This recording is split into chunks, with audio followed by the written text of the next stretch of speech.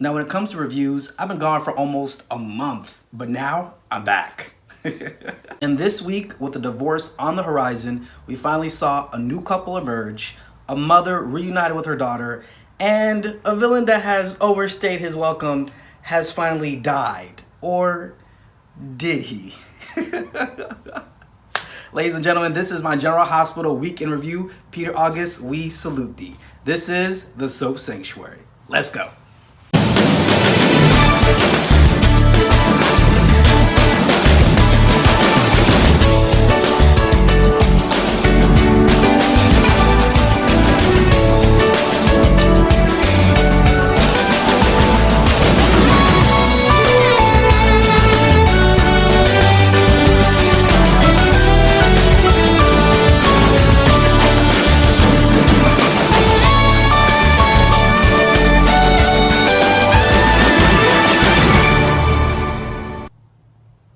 Hey guys, I'm DC and welcome to the Soap Sanctuary where all soap lovers are welcome, guys.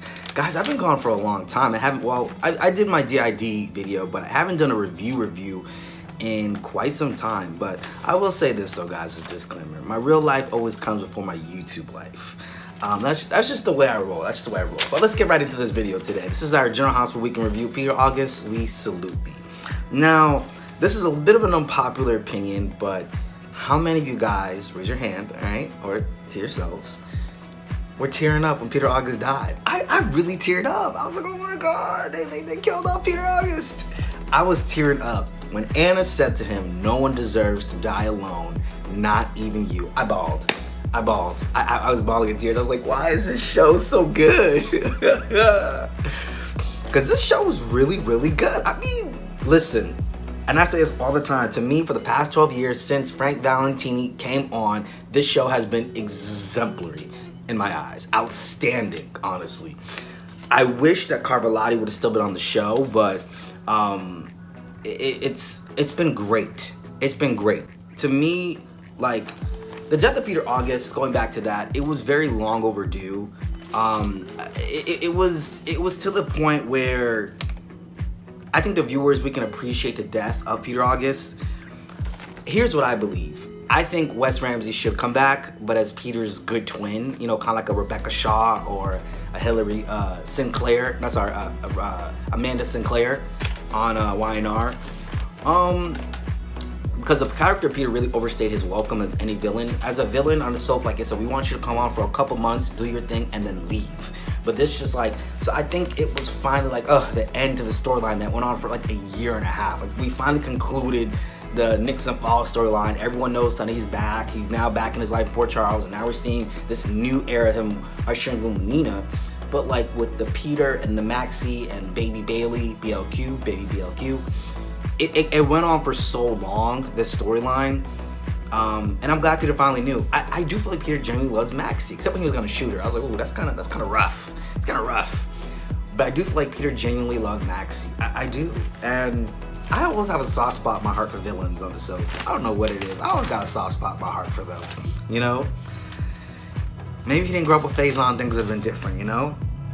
I really wished he would have been Anna's son, because that death scene would have just had that much more impact. Unless they're gonna retcon history, rewrite it again, and then make Peter Anna's son, and then she can really feel this guilt. Although if that was the case, they never should have had to rewrite anything, honestly. That would just make all the more sense. Another thing when it comes to this Bailey situation, can Austin stop telling everyone, it's all my fault, it's all my fault? It's gonna make everybody in Port Charles want to smack the crap out of you, or slap the crap out of you. It's like, it's not your fault, it's the fault of Victor Cassadine and Peter August. Like, you didn't even know what was going on.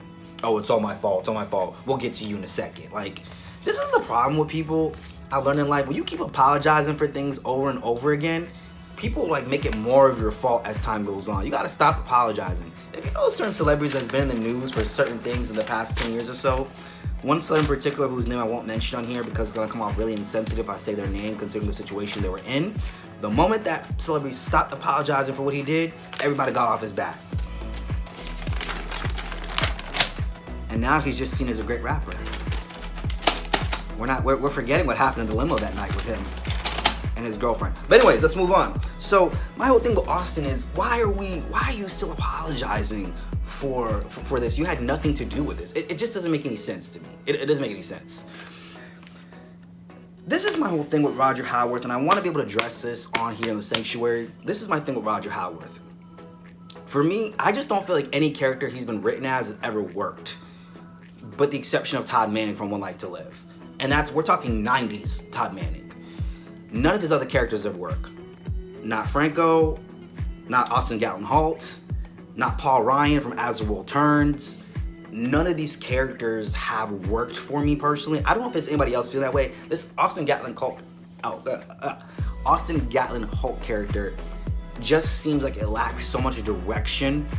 First he was after the Quartermaines, now he's with Maxie. It's like the writers don't know what the hell is going on with him. And I know they're keeping him on because Roger Howe is a seasoned vet character. I would have rather just kept him as Franco because he already had an established base as a character. I don't know. I'm not feeling the storyline with him. I'm not feeling it. And maybe because Roger Howarth just really did not like the role as to begin with, but I'm just not feeling it. For me, I'm not feeling it. I don't know what it is, I'm just not. Let's talk about Victor Cassadine. I would prefer Tal Penglis in the role, and Tal Penglis was the original Victor Cassadine, who now currently plays Tony on Days. I would prefer him as Victor Cassadine. I understand everyone brings a different thing to each role. The guy playing Victor Cassadine now, I remember him as Shane Donovan on Days of Our Lives. He brings something different to the role, and I think they needed Victor Cassadine to probably be a little softer this time around, especially who's going to be this father figure to Valentine and the grandfather Charlotte. But to me, Tal Penglis knows how to play a villain. He knows how to play a villain.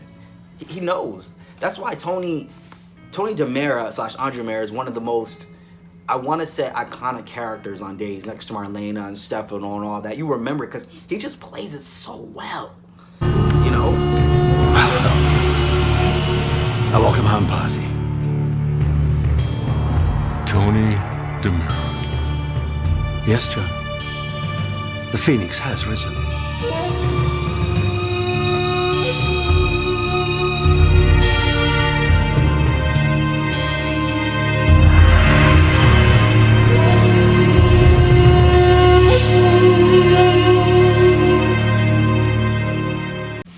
And I think another reason why he's not on General Hospital now is because he's probably tied up in the whole Rene Dumond reincarnation of that character storyline on Days, which is probably why he's not on. But I would prefer him as Victor Cassadine. Plus, I'm used to him as Victor Cassadine too. But we got to get used to our recasts and stuff. You know, I'm gonna give it a chance. I'm just gonna give it a chance. I'm gonna give it a chance.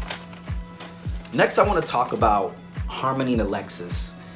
These two are definitely going to be a couple. I'm not on Soap Twitter, so I don't know what everybody else is saying. I heard someone say on Soap Twitter way back yonder when I was on it. Which I gotta admit, to be honest with you, not being on Soap Twitter has been such like a blessing to not be on that. It's something about not being in that environment. You know, when you're a content creator, I feel like, and you're just in your own lane and you're not worried about what nobody else is doing, and I don't know how to explain it. It's really a relief. And by the way, I wanted to say this before I forgot, I really wanted to thank you guys for bringing me to 100 plus subscribers now. I understand it might seem like a small feat, but you never despise a day of small blessings, so I'm grateful for that, honestly. And that didn't come, I don't believe that even came from Soap Twitter. It definitely did. Because I'm a firm believer that you don't always need social media for everything. I really don't. I really don't always think social media is needed for everything as people would think, and I don't think we need that much dependence on it. But that's not what this video is about.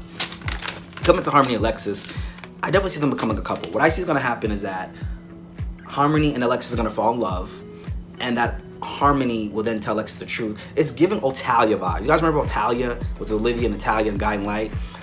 I love that the writers can write for older LGBT characters because it's always usually when they're younger. I like that they can still do that on the show.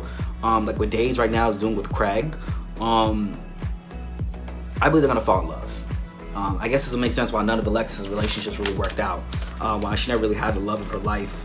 Unless Alexis is kind of like bisexual or non-binary, I guess, to make this all make sense. I don't know, but I think this is going to happen. And this is a very different storyline for GH.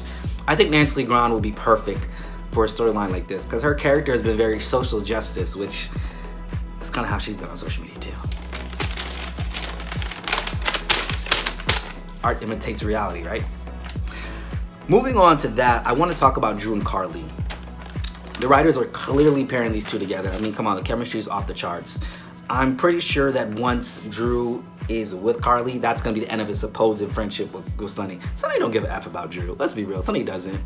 And I feel like they're trying to make Drew this new pseudo Jason. I mean, they tried that before, but really they're trying to, because I don't think they ever know when Steve Burton's coming back. And Steve Burton looks like he's living his best life with or without the GH money, so he might not ever come back. He might sound deuces after this, because Steve Burton's been on that show since he was like a teenager. I wouldn't be surprised if the man is ready to move on. When it comes to Drew Kane and Carly Corinthos, I definitely see these two becoming a couple. It's very obvious, you know, but I think Drew needs to understand Sonny is not your friend. Sonny doesn't care for you like that. He barely cared for Jason. And Jason was like his brother. Like when they told Sonny that Jason died, he was like, oh, he did? And he just kept chopping those onions in the kitchen like nothing happened. It was kind of like, well, that's the nature of the business. And it's sad, but of course I'm sure if you're in a business like that, you kind of get used to death. It becomes something that becomes natural for you to understand in a sense, which it shouldn't, but you know. Quick aside, Terry and Chet, they had that 2-part Valentine's Day episode, which I didn't feel like was really necessary for it to be 2 parts. I was expecting something dramatic to happen. Nothing really dramatic happened. I didn't really get it. But I don't know if that was the way that the writers establishing a timeline. But Terry and Chet, I'm finally glad that Terry's finally getting a romance. I do want this to be very realistic. I want to see Chet struggle as a heterosexual man dating a transgender woman. Make it real. Make it real. Make it real. Make it real. I want to see those challenges that he goes through. Don't make it so PC because y'all are scared of cancel culture. Make it real. Because we know it's not so 1, 2, 3 like that. And every couple, in order for us to care about them, we've got to see these challenges that they go through. We've got to see it. We've got to see it. We've got to see the challenges that they go through. That's why now we care about Sasha and Brando. Even though I'm still struggling with caring about them, but we care about them a little bit more now because of what they went through. So every couple has to have that good storyline or we're not going to be invested by that. Now, just going back to Sonny and Nina, because we just talked about Drew and Carly, I feel like Nina needs to watch her back. Because when Carly said to Ava, I have outlasted every one of Sonny's affairs, I was like, sure, she's not lying. Carly is always the last woman standing at the end of the day. I mean, if you think about all the women Sonny has been with, and we're not even counting affairs, all the women he's been involved with. Let's see, there was Karen Wexler, Brenda Barrett, Olivia Falconeri. Yes, they had Dante, but they redated again in 2013 and 2014, I believe. Hannah Scott, Alexis Davis, Faith Roscoe, Sam McCall, Reese Marshall, Emily Q,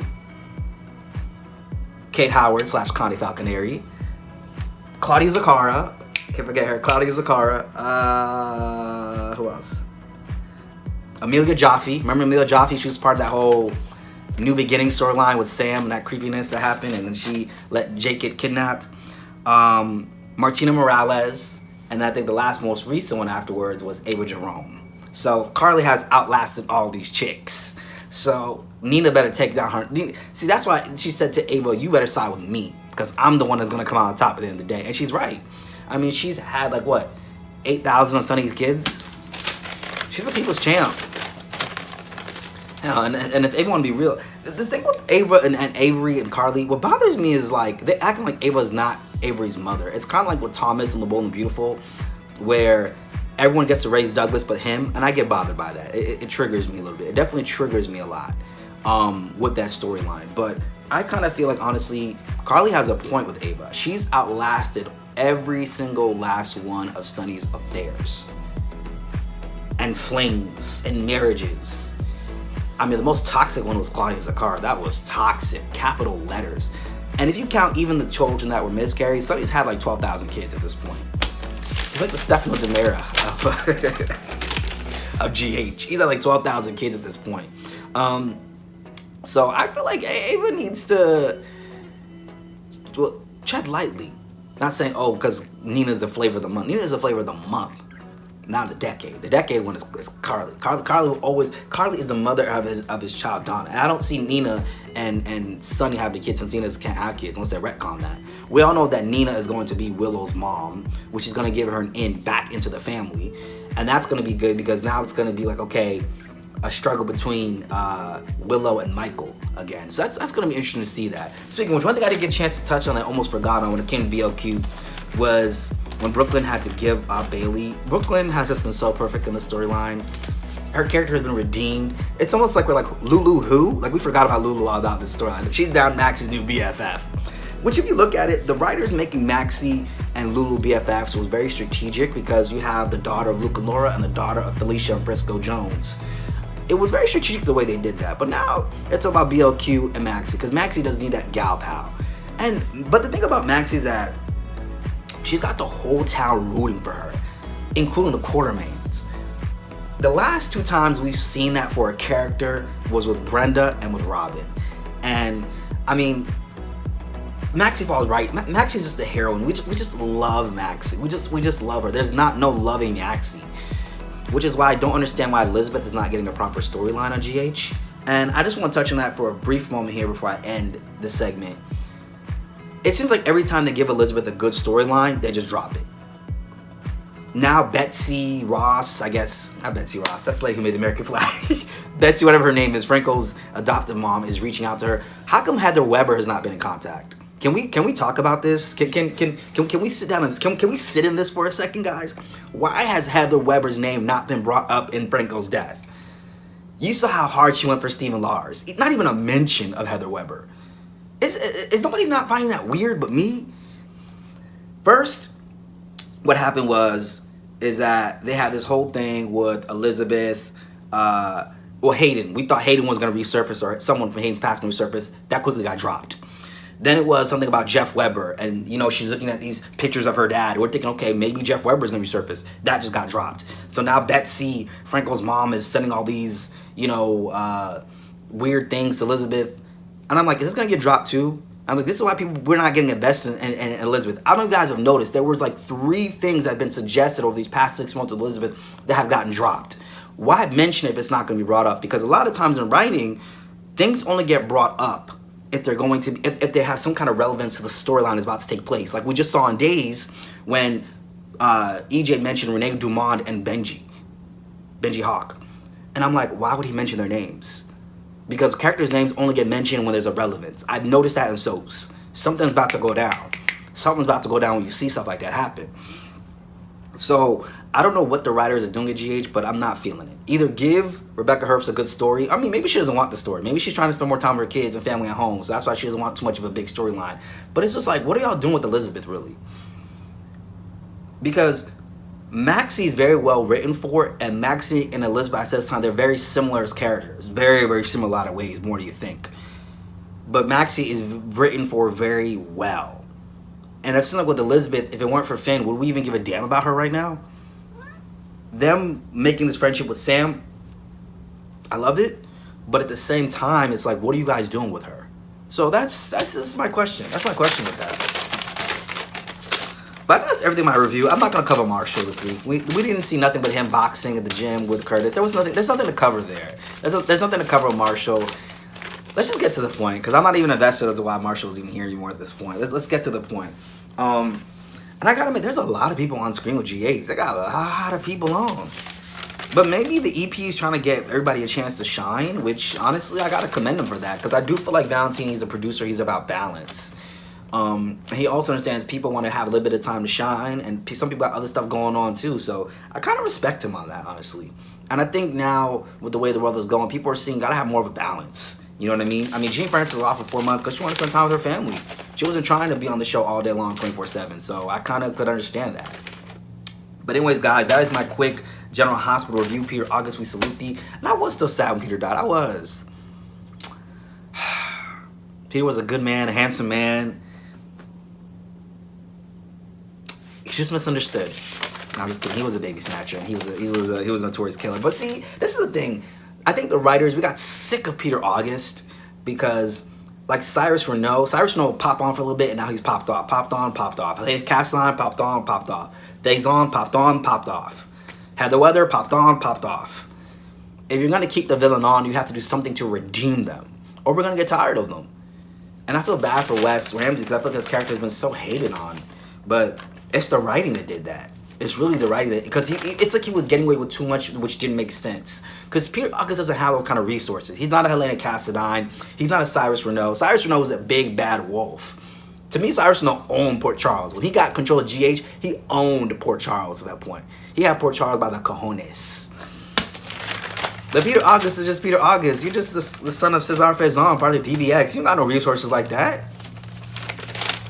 It doesn't even make sense to me even still why Victor Cassadine be working with him. Tal Penniless Victor Cassadine would not be strong-armed by Peter August. Because you notice when they do a recast, the character's written so differently in a lot of ways. I understand the actors put their personal touch to it, but that's just my taste. But anyways, guys, that's my review for this week. Tell me, guys, what do you guys think of Peter August dying this week? It was a sad day in GH history. I really felt it, but this show is so good. It's been so good for the past 12 years. I'm just really impressed with GH. I really am impressed. And I'm starting to see why they outlived All My Children Would Like to Live. Dare I say it. Dare I say it. Because I don't think it was even about the time slot they were in. It was the fact they wrote really good, compelling storylines for GH to come. And GH has been in so many different eras. There's so many different eras of GH. But I'm very impressed with them, guys. I'm very impressed. But anyways, guys, that is my review for General Hospital Week in Review. Peter August, we do salute thee. And I do salute Peter August. I hope Wes Ramsey does come back. I feel like honestly, I know people saying his acting is over the top. I love it. I love it. It's just different. It gives me Passions vibes all day long. You know, Passions over the top. I actually love his acting, honestly. I do like it. Everybody can't be the same. Sometimes you need some things over the top. Like, for example, I don't know if any of you guys watch Tyler Perry shows, but like watching Tyler Perry shows like The Oval and stuff like that, the writing is a little bit at times a little rough around the edges, but it's something different, and it does keep you in suspense. And if you can keep me in suspense with your writing without always trying to go for shock value, I feel like I can get into that writing. I can get into that. I can really get into that writing, you know? But anyways, guys, that is my week in review. Let me know what you guys thought in the comments, and I am out. I'll see you guys in the next one.